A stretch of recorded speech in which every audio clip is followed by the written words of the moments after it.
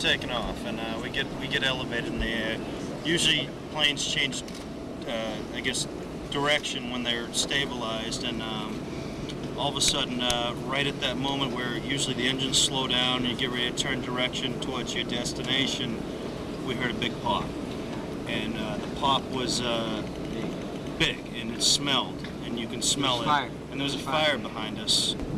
When it popped, we figured that it's impossible to have 2 engines blow. And we figured this guy's turning, going to LaGuardia. And then we said, oh my God, this guy is following the river. And all of a sudden, we're at 1,000 feet, 500 feet. It came quick, and 250 feet. And we're following the river, and he said, brace for impact. Brace for impact. I looked out the window, saw we were actually below the rooftops of Manhattan. I said, this is not a good sign, we're not making Newark. Within seconds, the pilot came on and said, brace for impact. And less than a minute and a half later, we're in the water. The moment of impact, have you ever been in a speedboat and you hit some wake? That's what it felt like when you go over the wake and you hit the water again. So it wasn't a hard impact.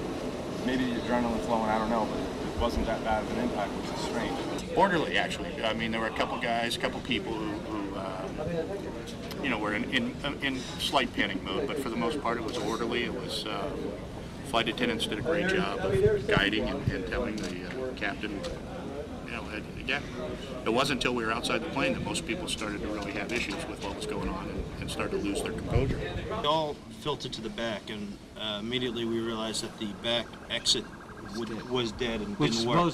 So immediately everybody filtered to the center exit on the right-hand side. But the strange thing is that nobody panicked, yelled, screamed.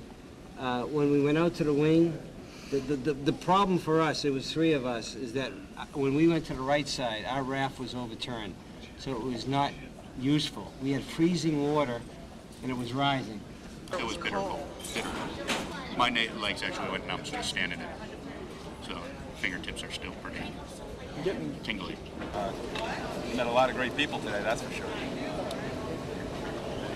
Pretty raucous ride on the way home. Flight attendants did a great job. The captain actually, I believe, walked the cabin at least twice. I think for sure once, because I saw him go by the emergency window that I was outside of, and walked the aircraft once or twice to make sure everybody was out. He did a phenomenal job, and it was actually the last one off the plane, so I was actually in a nice warm booth by that time, but I watched him. Flight attendants, crew, if it's a miracle, it's because of that.